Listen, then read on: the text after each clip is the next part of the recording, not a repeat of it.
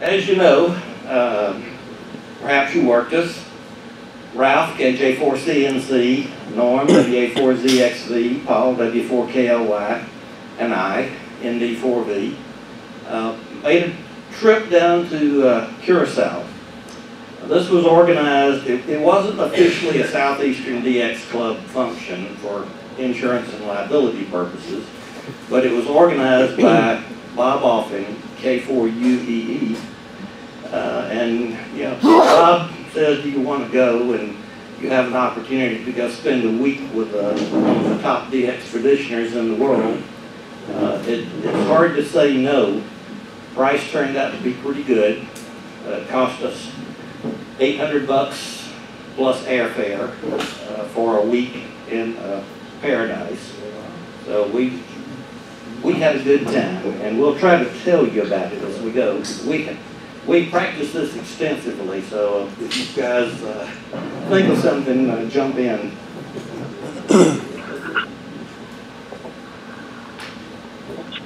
Our mission, as Bob explained it to us, was to repeat the 2009 win that the club experienced. We did this again, we did this before in 2009. A group of 12 of us, I believe it was, about half newbies, never been on the DX end of the pile-up, and about half really experienced operators went down. We operated the contest. We won it for the world. Set a new South American record in the process. So this year's objective was do-over, repeat the outcome. And we believe that the outcome was that we won the multi-transmitter, multi-operator, high-power category. We made 10,000 Qs and 10 million points over the weekend. And our group of 15 operators and 3 XYLs is the largest group that the PJ2T station has ever accommodated. If you're not familiar with the sideband contest, the objective is for the US stations to work as many DX stations as they can. Each contact counts 1 point. Each different country that you talk to is a multiplier, multiplies your score. So if you talk to 100 stations in 100 countries, that's 10,000 points. The objective for the DX station is to work as many states or Canadian provinces as he can. He gets 1 point for each contact and a multiplier for each state and each province. So we were in the DX category. We were looking for everybody in the states, and that was what we were trying to do. Where is Curacao, Norm? Well, it's 1,773.8 miles southeast. Very 144 degrees. Such a boon. We're not sure you can get there from here. We started out in Atlanta, went to Miami, and got on a smaller plane to Miami, and went down to Curacao. There you go. So it's almost in Venezuela. They say on a good clear day, on top of the 120-foot tower, you can see Venezuela. So it wasn't far. I gotta say, this was a contest, not a de-expedition. There's a big difference. A de-expedition is going to start at 10,000 per and go up. This was not one of those. We went to a place that was fully decked out. We didn't have to bring anything but a clean pair of underwear because they had washing machines. You could wash them every day if you wanted to. So it's not the same as a de-expedition. A lot of people think that it was, but nothing rough about this trip. You passed up the big long trip from, or did you skip it? Okay. I was going to say, why did we go to Curacao? Well, the history of the place, Chet Brandon, who was an American ham, went down there and operated portable from the Coral Cliff Hotel with just a wire antenna and set a world record at the time. And he said, this place is magic. A little later on, John Thompson, W1BIH, who became PJ2T, if you were in the contesting world in the 70s and 80s, you got a card from him. He said the place was magic too, and he bought a little piece of land next door to the Coral Cliffs Hotel, and that's now become PJ2T. There have been, why go there? There have been more contacts made from that spot than anywhere else in the world. There are more logbook of the world QSOs from PJ2T than any other station in there. So that's why we picked that spot. The logistics of it are fun. Just Paul came in a day later than we did, but we landed at the airport over here, and it was raining. The only day in paradise that it rained was that day. We had 3 guys getting rental cars, and then we had a parade led by Jeff Howard, PJ2DX, at about 70 miles an hour up a narrow 2-lane road. It wasn't quite that fast, but it sure seemed like it, with 3 guys behind you trying to keep up, and one of them out of gas. That was Ralph. It's about an hour trip out to Signal Point. Norm's bag and my bag were in the back of the truck, catching all the rainwater that we could. We had a great time that first day. We got groceries on the way, so we wouldn't starve for breakfast. That's the old Coral Cliffs Hotel. It's gone bankrupt right after our last visit down there. It's in a sad state of repair. The roof's fallen in. This is an old picture. Yeah, this is an old. Yeah. No, this was when I took. This is current, but you can't tell how bad a shape it's in. But it's in really bad shape. They didn't pay their taxes, so the Treasury Department of Curacao came down and auctioned off the contents of the room. Well, the folks that won the bid thought that literally meant the bathtub, the plumbing fixtures, the wiring. They took everything out of those rooms. This is why they call it Coral Cliffs. It's a 35-foot drop down to the ocean, and the beach is just coral that's broken up and washed up. But that's the view that you get. Little humble station, PJ2T. Paul knows what every one of those antennas is.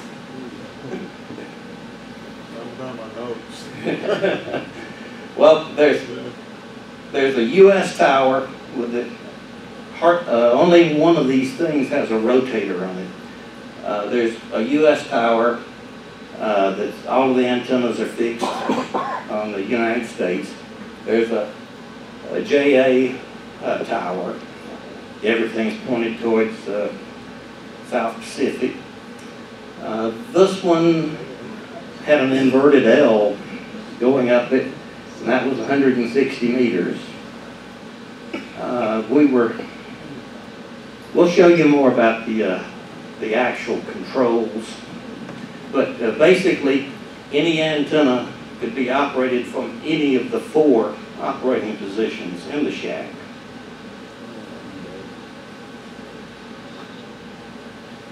Fasten your seatbelts, tray tables up.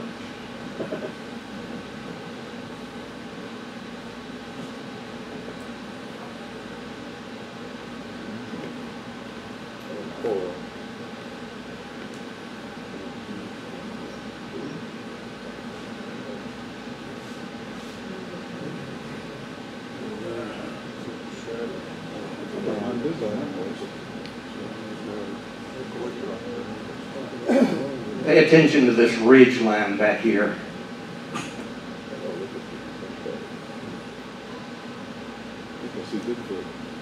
That blocks the path towards JA and some of the stateside. So to solve that, they ran 7/8 inch hard line all the way back, and you can see an antenna coming into view right there. There's a tri-bander up there and a 1,000-foot beverage, U.S. directed.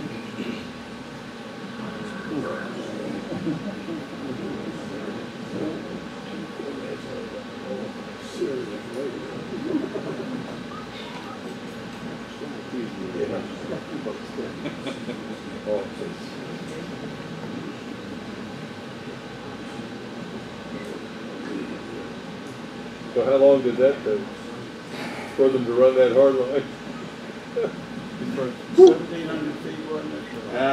Yeah, 1,700 feet to the top of the ridge. 3/4 inch or 7/8 inch hard line. Yeah, it was a pretty major expenditure too. Yeah. This is the Moran house. This is about 3 houses up the street from the actual operating position. This was our meet, eat, and greet house. It housed, yes, 3 couples. And Ralph was in this house. Right.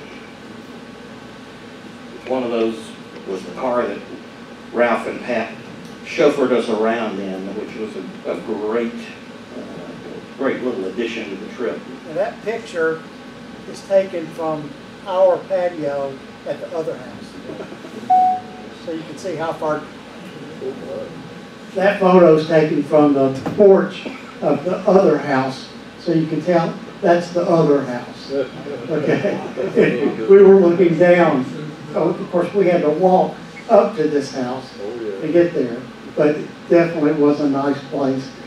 There's no telling how much it cost. There were 3, 4, 5, 6, 7 of us stayed in this house.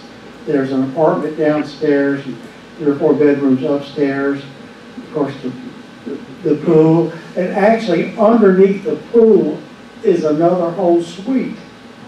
It's not been finished out, but it's a whole suite. So that could be another family could actually stay down there. There's no air conditioning except in the bedrooms. Some people say you don't really notice it because of the breeze and stuff. It was hot if you weren't in your bedroom. But it was relatively comfortable. By the time we were there a whole week, after the 2nd or 3rd day, you got acclimated to it. But you really did enjoy your air conditioning in your bedroom at night. I didn't get acclimated to that climb up the hill. No kidding. This was our first planning meeting.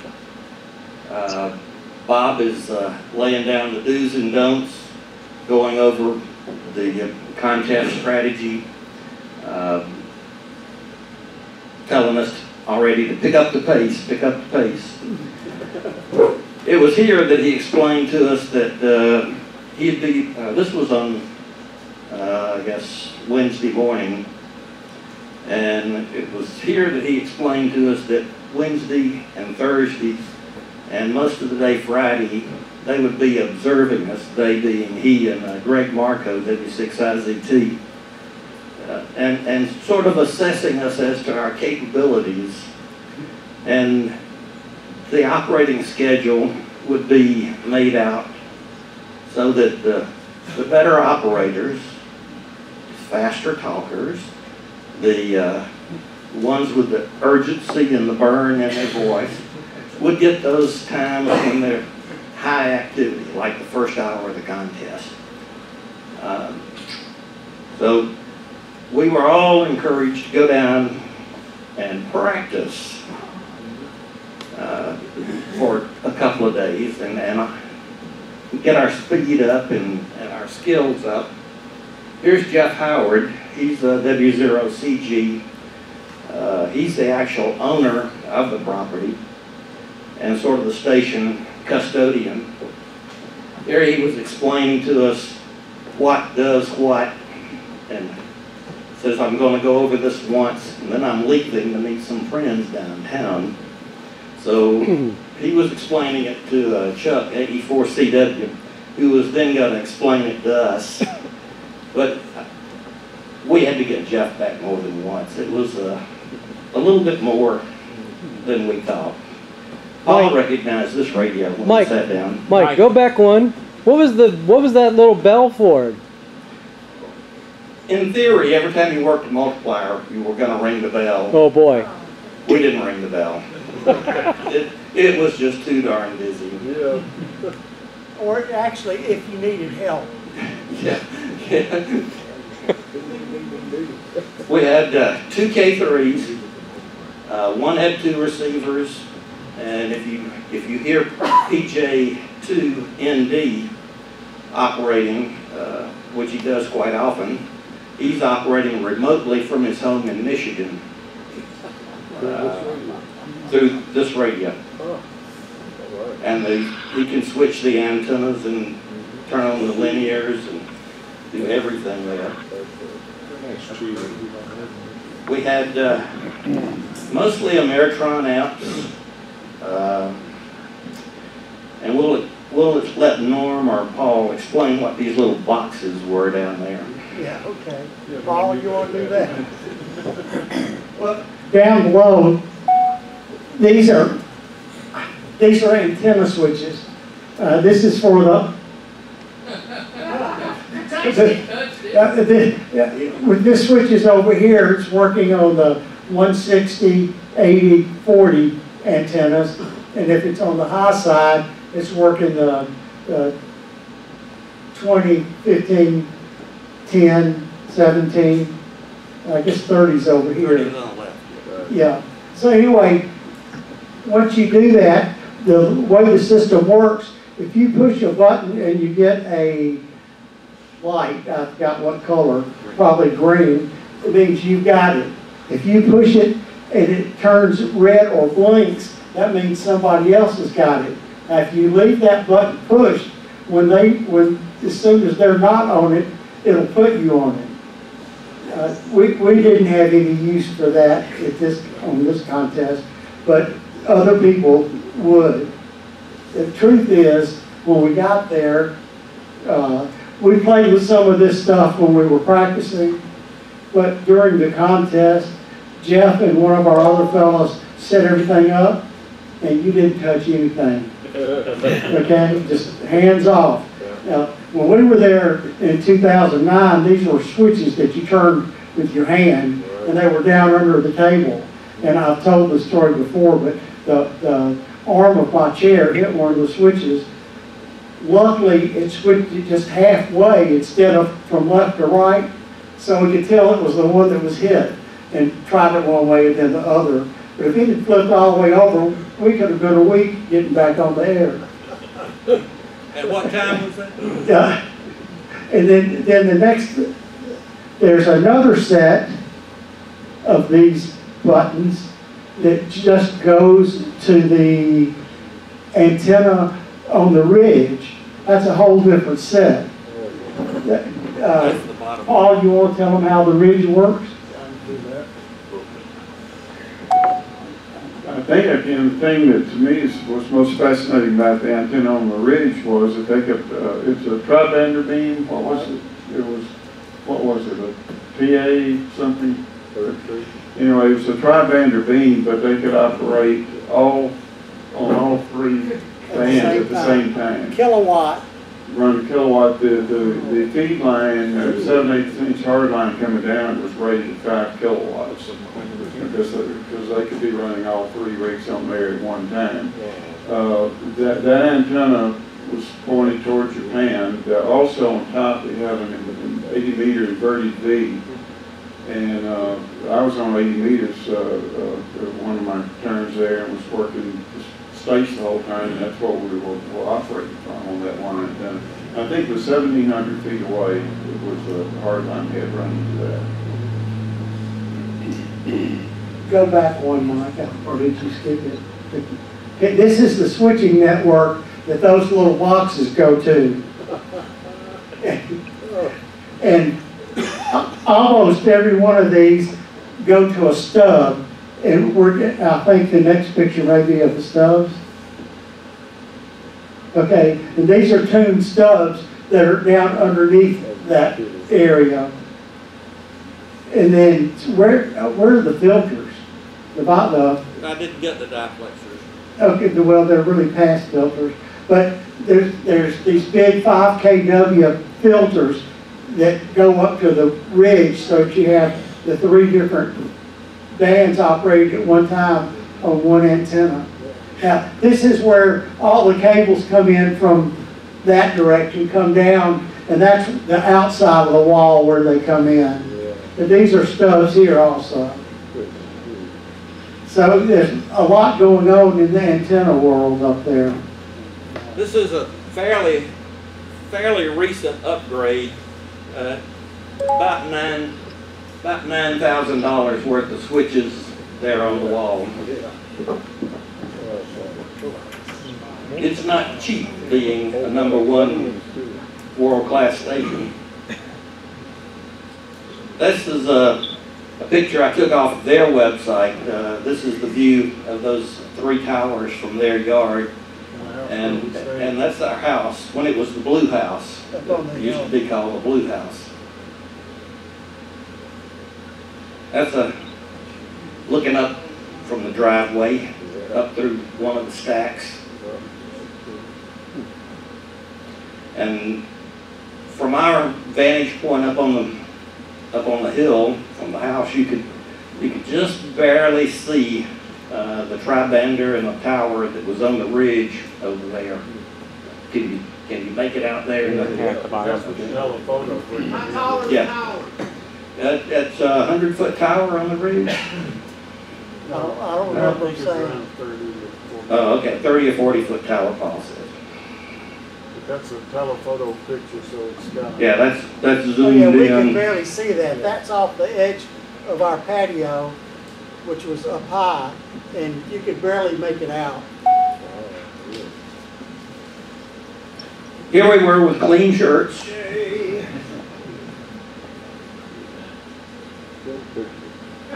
Where's the lines in the background? Here's some close and personal instruction from Bob Alfin. That's Nathan, K4NHW, whose head we're looking at the back of. You can see Ralph over to the left talking to Jeff Howard. Everybody's trying to get in some points, and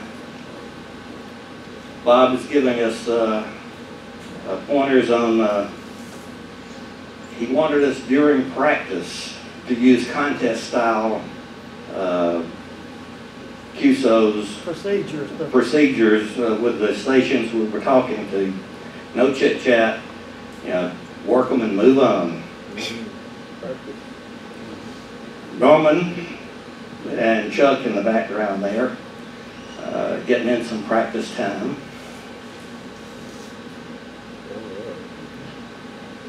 Even I got in a few contacts. Those stations, the one Mike's on was 20 meters. There's one to Mike's right.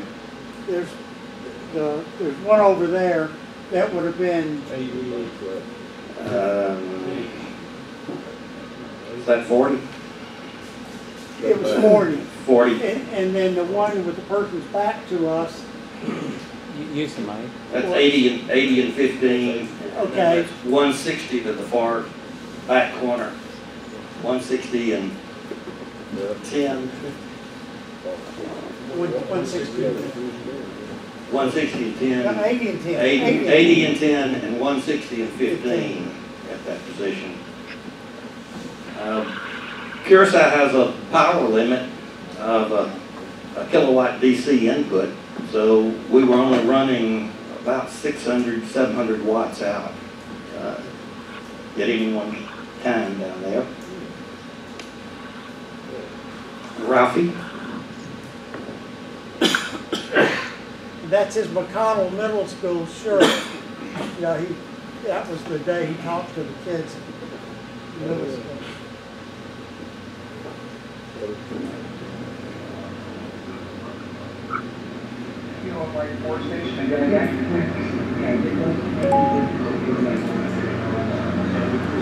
Little pile-up management here too.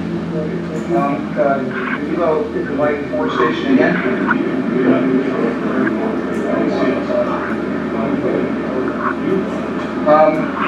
I'm trying to pick out the station, the school station, so please bear with me. I'll come back a little later after I'm done with the school kids.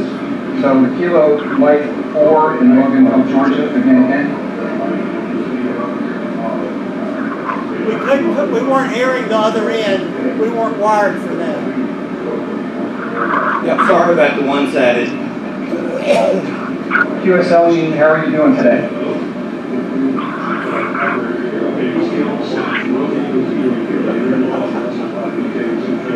You all are very weak. I was able to copy that, but like I said, it's kind of tough getting you guys. If you're just pushing 100 watts, it's kind of tough to hear you guys, but I make you out if you're all very clear when you speak into the microphone. So nice talking to you today, Gene. Like I was telling Isabel earlier, the weather down here is perfect. The antennas are incredible. The station's incredible. And I'll have 1,000 pictures to show you guys back. This is Papa Juliet 2, stroke Kilo Juliet 4, Charlie November Charlie. Here's Paul in the background. Yep. There's the ones of you who don't know, Ralph teaches the technician class and helps the school. Ralph teaches a technician class and helps that school with their radio equipment. Someone through Dozier, I think, donated a radio. It's a little crappy FT990. If you don't know what an FT990 is, I mean, it's a great radio. And it's got the power supply built in and all that. It's easy for the kids to use it. And we put up a dipole antenna, and they've got a VHF, UHF antenna. So Ralph goes out there every week and helps those kids. So to talk to them, this is one of our practice days. For him to get to talk to the kids on their school station was really special for him. And it was special for all of us to do what he was doing. And because of Ralph, several of the kids are licensed. Yeah, and because of Ralph, they've got several children that are licensed at that school. Is there any third-party problem between Curacao and the U.S.? They have licenses. Do they have a third-party agreement? Yeah, I'm sure we do. I have no idea.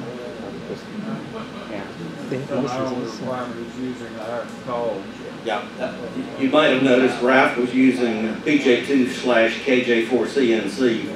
We were operating under the SEPT agreement. John? What's your logging software? We were using N1MM. Yeah, N1MM. Network, of course. And during the practice times, it was a little bit of a challenge. We each had our own database, and you had to make sure someone logged out and you logged back on. During the contest, it wasn't that problem. We just changed operators during the contest like we should do here at Field Day. So at the end of a hard day of practice, we trudged back up the hill to our humble abode. That shot just doesn't do that hill And I was going down. It's at least a 30-degree angle. I could usually make it with only 2 stops. You're a better man for it. Yeah. So we got up and have to suffer our poor views. You can't see it, but just to the left of where I took this picture, there's a grand piano. Oh, wow. I would have gone just for that. There's the kitchen. The master bedroom, crappy view out their window too. Yeah, right. Paul had a bunk bed and no window in his room, but he did have air conditioning. Wow. Show them on that one, the air conditioner in the wall there, which is typical, they have these. The slit, See it right above the bed. Yep, right above the bed. And it sure did feel good. Another thing we noticed about that master bedroom, the master bathroom had no curtains on the window that was a full-length window, and when you walked by on the patio, you were watching the potty. And we had to figure out what they did to use it. Yep, some interesting construction there. Just wasn't bad. This was a view from the balcony looking south down the island. So this was just before the contest started. Bob was giving us one more pep talk and enforcing the rules and telling us, you got to remember, this was the operating schedule. Finally got put up.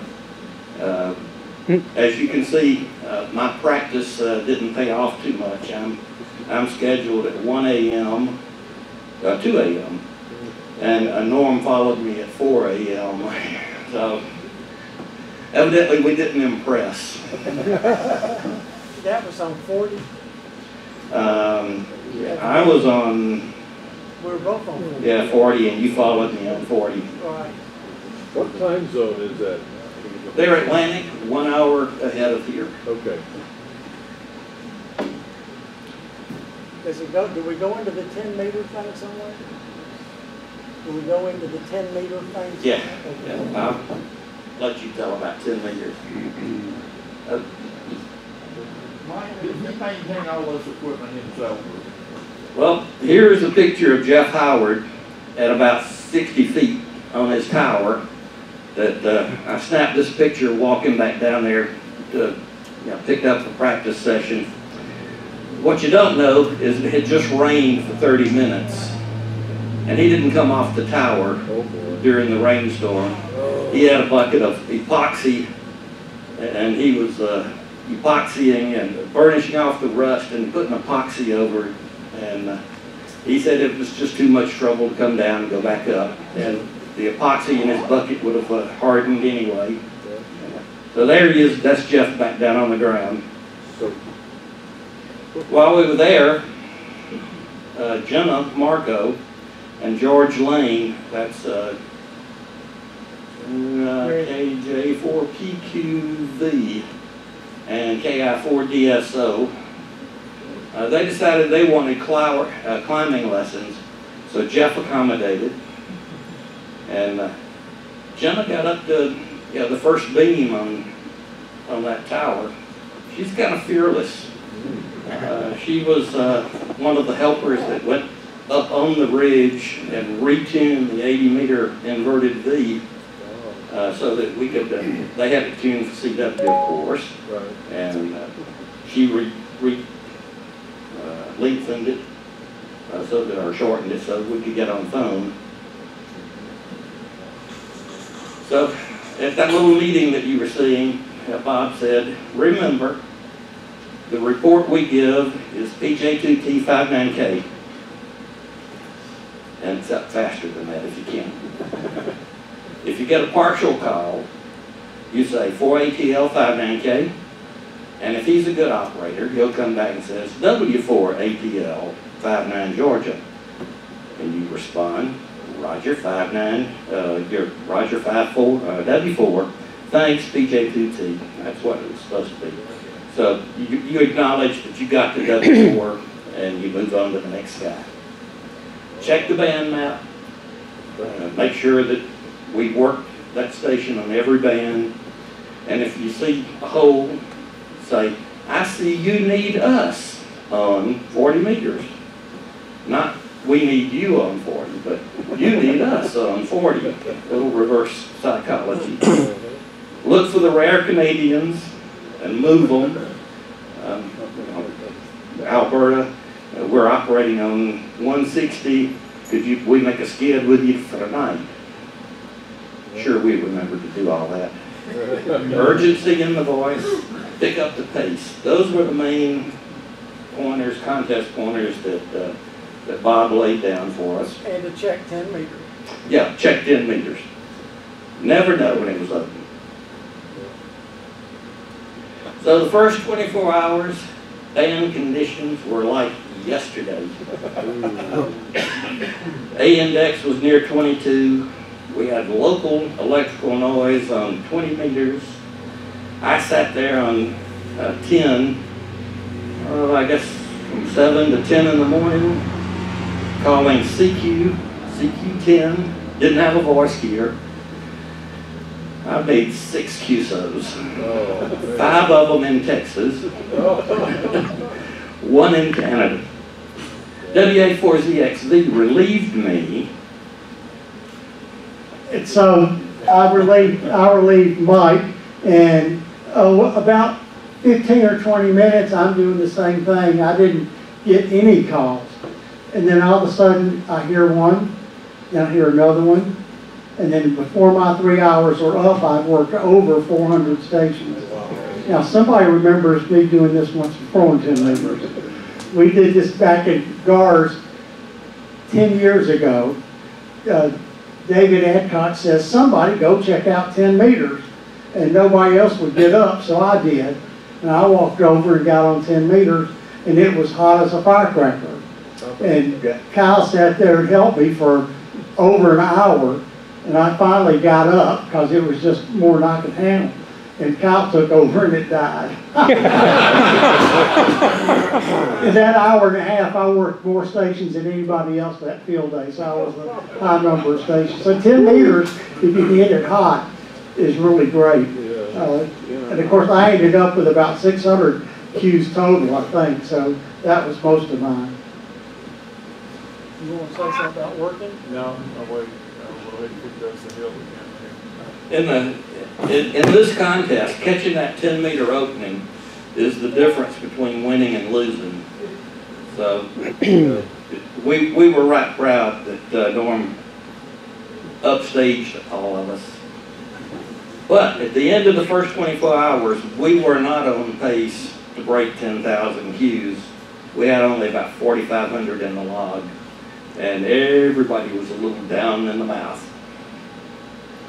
Greg, W6IZT, who'd been on a number of these D expeditions, said he wouldn't have given a plug nickel for our chances of breaking 10K.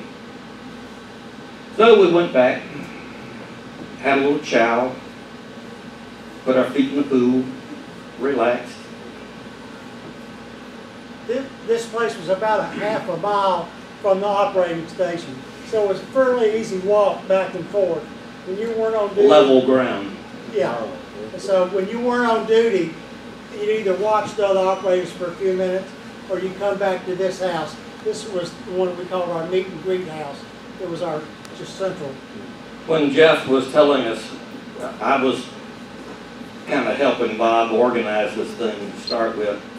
And when Jeff Howard was telling us about our choices of places to stay, he said, this is the $1 million house with the infinity pool.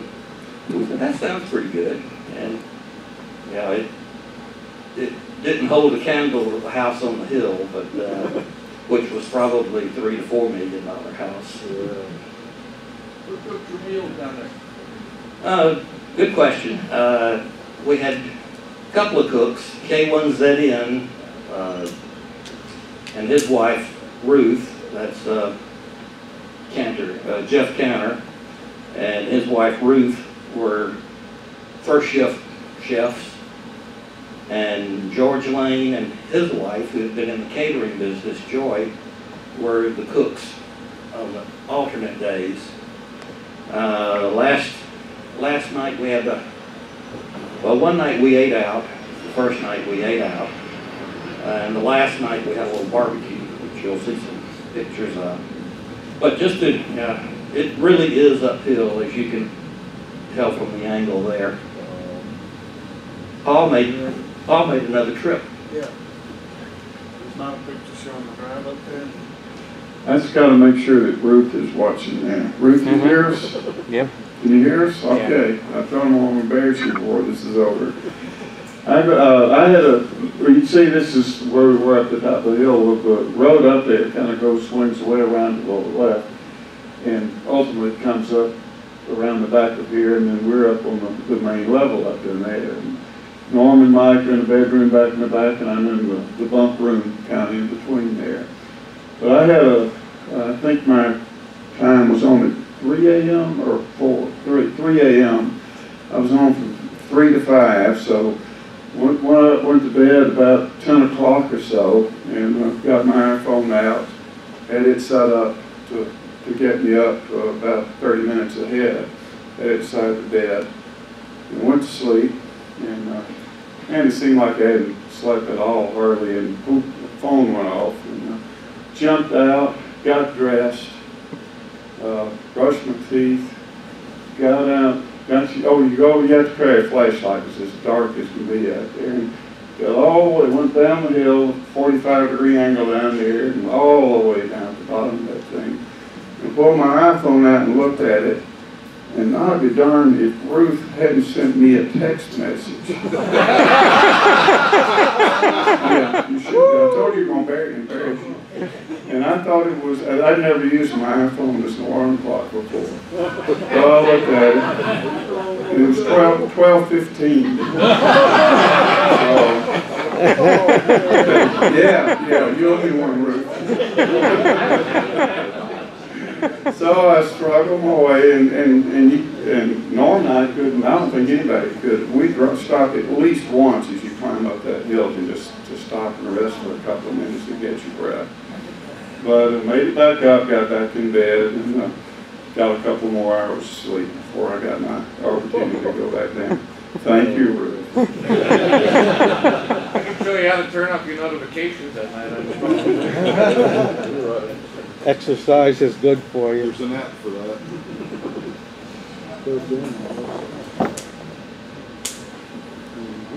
I believe this was made actually during a contest. Yep, all 4 stations appear to be on the air there, and we were working at it. Okay, let's be relaxed. And we were watching the master at work here, right at the end of the contest. Bob often can work some DX. He can pull them out, and he was running 60, 70 an hour without any difficulty. The highest rate we saw down there was 300 an hour. Ooh, wow. Was that Norm on 10 meters? No. That was Nathan. That was Nathan or Tim? Nathan or Tim Lemon, one of the other. They were hauling. So this was at the very end of the contest. The day was closing, and the sun was setting.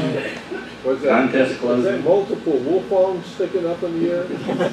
It's a desert island. Any vegetation there has 1-inch long thorns. If it's natural to the island, it has its defense mechanism. They have, what, 20 inches of rain a year and 2-month period. Yeah, 2 months of rain, 20 inches. Wow. That house had a big cistern underneath the patio where they caught the rainwater.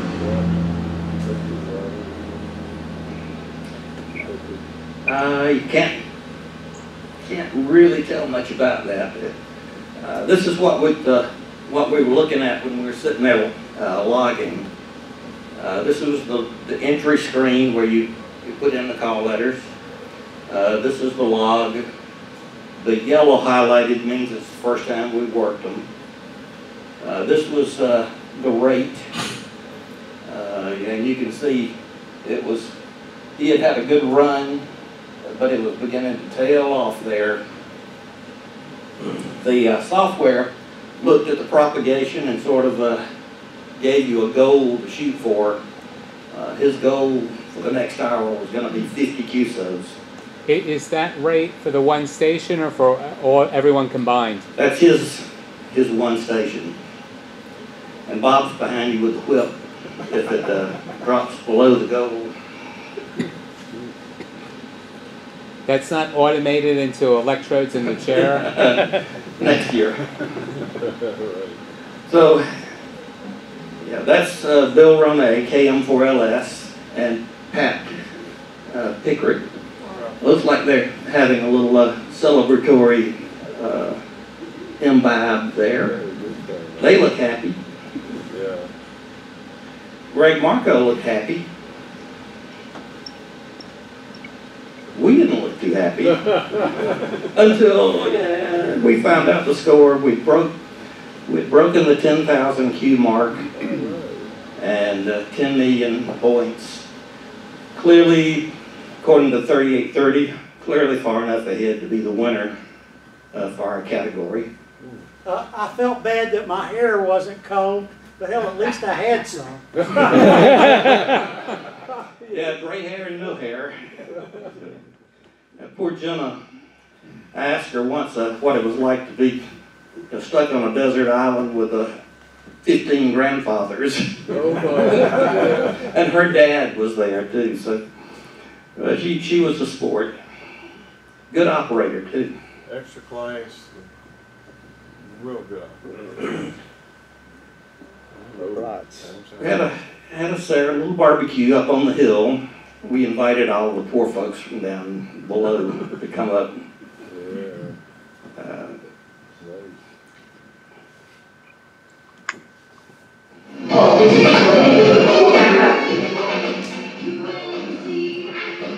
Ned Mountain in WC4X provided the music from his iPod, and it was all 50s, 60s, and then they got to line dancing.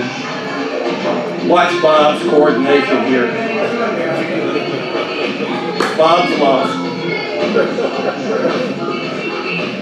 The fella sitting there lives up there permanent across the street. The one with the glasses on his top of his head. Yeah, the lady in the gray dress back there was the property manager for the two houses that we stayed in, and her husband, who's retired He was back Navy. there. He's back there. You saw him with the ball, one of the bald headers. That's why I said it was bald. Yep, Pat was hard to keep up with. Yeah. The dog found it amusing too. He had Yeah. to sit and watch. Yeah. The dog didn't know what to make of us.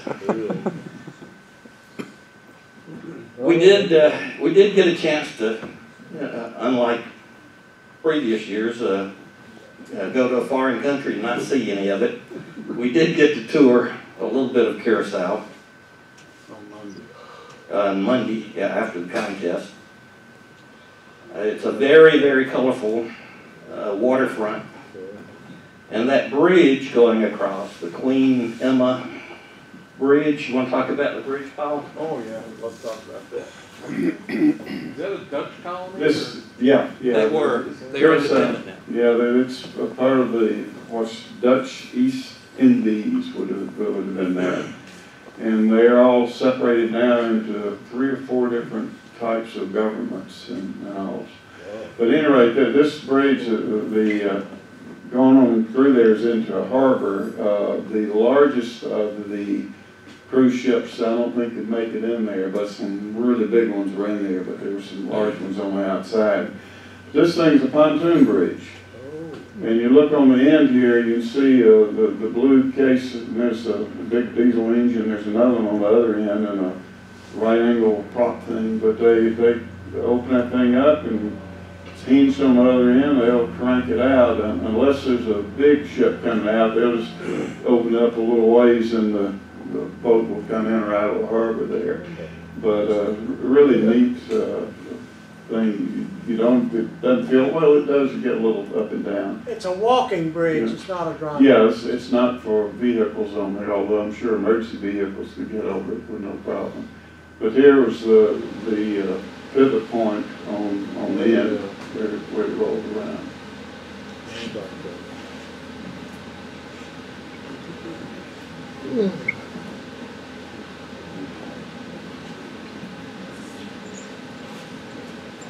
Well, while we were there, well, ahead of time, we had found out that the oldest synagogue in our hemisphere was there in Curacao, and that was the building. And we have pictures of us going in just a little bit.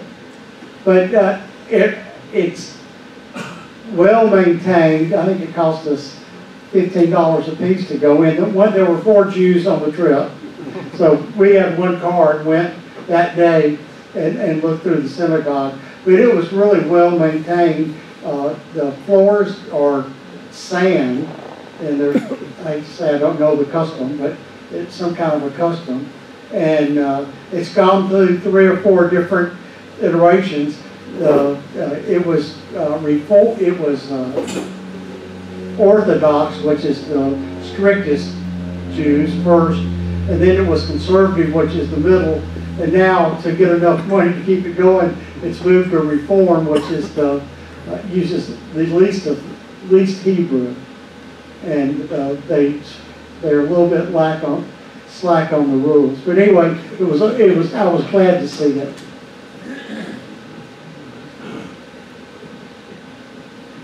There were open air markets along the waterfront where you could get all manner of fresh fruits. There are all sorts of tourist traps, t-shirts, and everything there. And Paul was always there to make new friends. And the final courtesy of any QSO is the QSL card. And there's what Ralph came up with for his PJ2 KJ4CNC QSOs. Are there any questions that we can entertain? Steve? What kind of government do they have there now? They're an independent, self-governing, since 10/10 of 2010. The Dutch let them go, and they're Curacao, Aruba, Bonaire, the ABC Islands became independent. There was a big on-the-air event during that time where you lost 4 countries, but you had to get on the air and work them again. Are they dictatorships, democracies, republics? Yeah, republics, democracy. Yeah, but some of them are special states of the Netherlands. There were about 3 different types of governments that they came. Need to repeat that for everybody else. Well, I'm just saying that when all of the islands, when they became independent, they had their choice of how they wanted to go, what kind of government they wanted to form. And some of them became just independent countries. Others, a couple of them were, I forget the exact term used, but it's something like a special state. But they're literally a state of the Netherlands. We got a history teacher. When you went out, what sort of place did you go to? Was it Dutch food or South American? Well, let's see. How do you classify a hamburger? North American.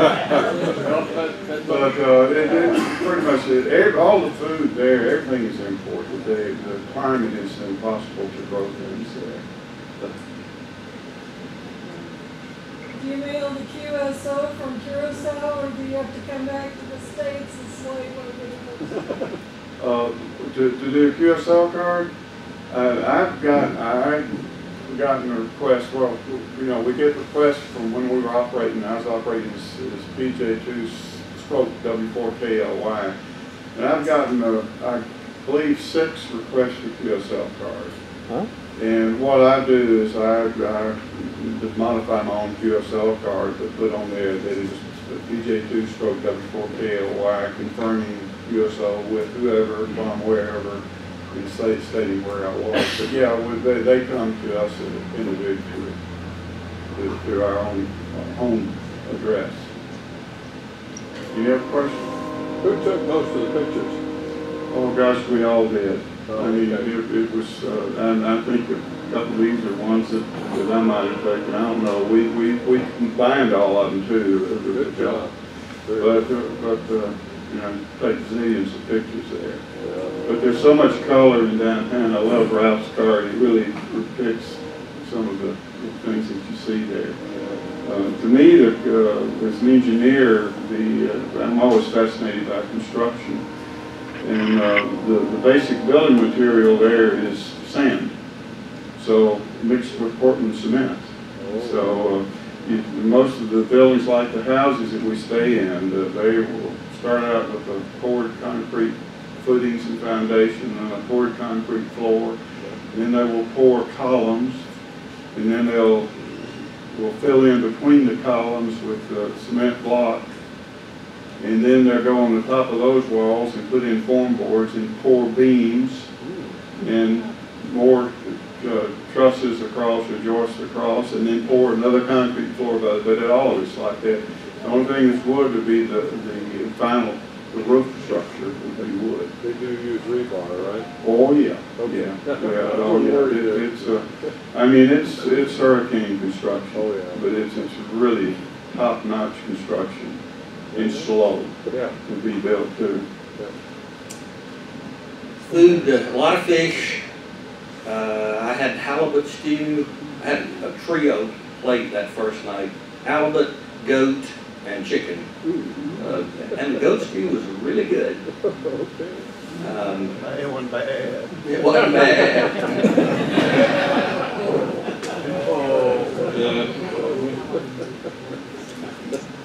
Any other questions? All right.